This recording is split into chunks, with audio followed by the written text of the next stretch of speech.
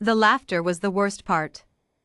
Not the assignment itself. Darien Voss had survived worse jokes from the Galactic Rider Corps.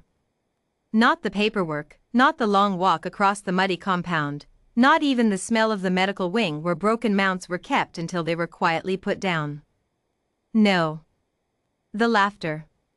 53 alien riders, Velhari with their iridescent crests, Torshan with their granite-thick arms, Kethari whose multiple eyes could track a missile mid-flight, all of them gathered near the assignment board, watching as Senior Marshal Vox pointed at Darien's name and then pointed at Stable Block 9. "The human gets the ghost," someone said, and the compound erupted. Because everyone knew what was in Stable Block 9. Silvara. An albino dragon. Rare enough to be worth a fortune, if she could fly. If her left wing hadn't been shredded by shrapnel during the siege of Valmara. If her shoulder joint hadn't fused at the wrong angle during emergency field surgery performed by a Torshan medic who, by his own admission, had never treated a dragon before. She hadn't flown in 3 years. She barely stood without pain. The Corps had kept her alive out of bureaucratic habit. She was too expensive to register as a loss, too broken to use. So she sat in Block 9, white as bone, eyes red as dying stars, and waited for something Darien suspected she had stopped believing in. He walked into her stable alone. No handlers. No senior mechanic. Just a human with a tool belt, a portable diagnostic scanner, and a datapad full of anatomical files he had spent the last 6 nights downloading. Silvara didn't raise her head. "I know," Darien said. "I'm not what you were hoping for either." Part 2. The diagnosis no one bothered to make. Darien Voss was not a medic. He was a mechanic, specifically, the kind who fixed things that other people had declared unfixable. Back on Earth, he had rebuilt combustion engines from slag, rewired dead starship navigation cores, and once though famously, in a bar story he told exactly once, fixed a colony ship's gravity drive using a bent bracket and 17 minutes of creative swearing. He looked at Silvara the same way he looked at broken machines. Not, "What is wrong with her?" but, "What did someone do wrong to her?" The difference mattered. He spent the first 3 days doing nothing but scanning and documenting. He crawled under her wing with a light strip and a micro camera. He mapped every fused joint, every calcified scar, every stress fracture that had healed at the wrong angle because nobody had bothered to set it properly in the first place. On the 4th day, he sat back on his heels and said a word that made Silvara tilt her massive white head toward him for the first time. "Fixable," he said. She stared at him. Her red eyes, ancient and exhausted, held the specific skepticism of someone who had been lied to by optimists before. "I'm not being kind," Darien said. "I'm being accurate." This, he held up his datapad, rotating a 3D model of her shoulder joint, is a mechanical problem. Someone fused your radius to your humeral plate at 11 degrees off axis. Your secondary flight membrane was sutured shut instead of being grafted. Your primary tendons are intact. Intact. They just have no range of motion because everything around them locked up wrong. He looked at her directly. "You're not broken. You were just badly repaired. There's a difference." Silvara said nothing. Dragons rarely spoke to riders they didn't trust. But she didn't look away. Part 3. The work. Word got around the compound, as it always does.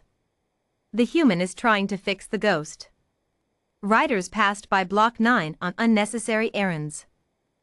They watched Darien through the fence gaps, this short, grease-stained human with his scanner and his reference manuals and his absurd collection of custom fabrication tools. They watched him heat-treat a joint brace he had designed himself because nothing in the Corps' catalog fit albino dragon anatomy. They watched him talk to Silvara constantly, not in the soothing nonsense tones of a handler, but in the specific, direct language of someone explaining a repair process to a colleague. "This is going to hurt," he would say, before a manipulation session. "It's going to hurt because we're breaking up scar tissue that your body spent 2 years building." I need you to hold still, not because it won't hurt but because if you move, I could damage the tendon underneath, and then we'd be starting over. And Silvara would hold still. It took 11 weeks.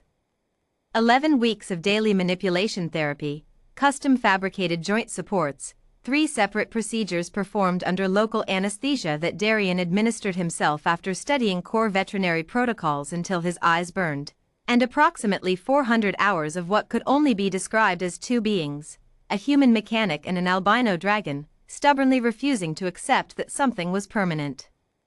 The other riders stopped laughing around week 4. By week 8, they were stopping by block 9 not to mock, but to watch. By week 10, Senior Marshal Vox himself stood at the fence for 40 minutes without saying a single word. Part 4, The Morning. It was early. The compound was quiet except for the distant hum of the perimeter shields and the sound of Darian doing something to Silvara's left secondary membrane with a tool that looked like it belonged in an aircraft hangar. That's the last anchor point, he said. When you extend now, you should feel. Silvara extended her left wing. Fully. Completely. For the first time in 3 years, both wings spread to their full span, 14 meters of white membrane, catching the pale dawn light, casting a shadow across half the stable yard.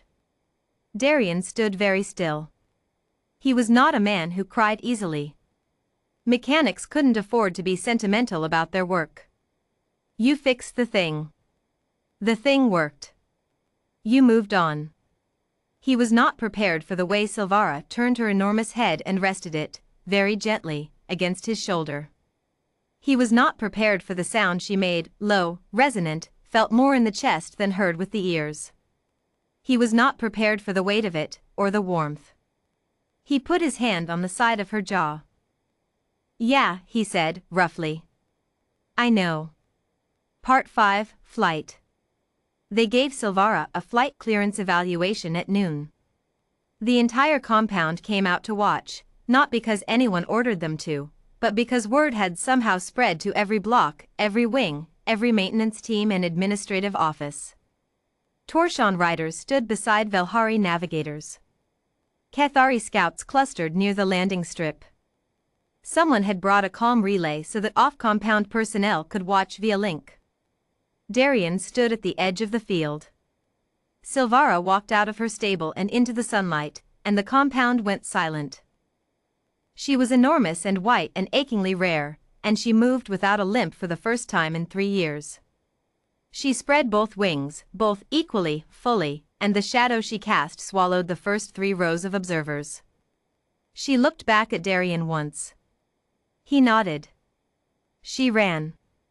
3 strides, 4, and then she was off the ground, climbing, white against the pale blue sky, spiraling upward with the specific joy of something that had been caged not by walls but by damage, and was now undamaged, was now free, was now exactly what it had always been. The compound erupted. Not in laughter this time. Darian watched her climb until she was a white speck against the clouds, and then he crouched down and started organizing his tools back into their case, because that was what you did when a job was finished. Senior Marshal Vox appeared beside him.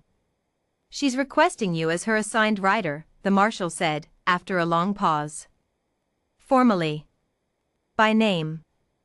Darian closed the tool case. Silvara has good taste, he said.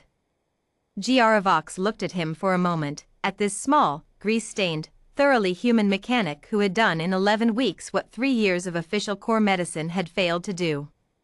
The assignment is approved, the Marshal said quietly. Above them, a white dragon rode her joy in contrails across the sky. They had given him the broken thing as a joke. He had looked at the broken thing and seen, with the particular vision of someone who fixed what others discarded, not the damage, but the machine underneath. And the machine was magnificent.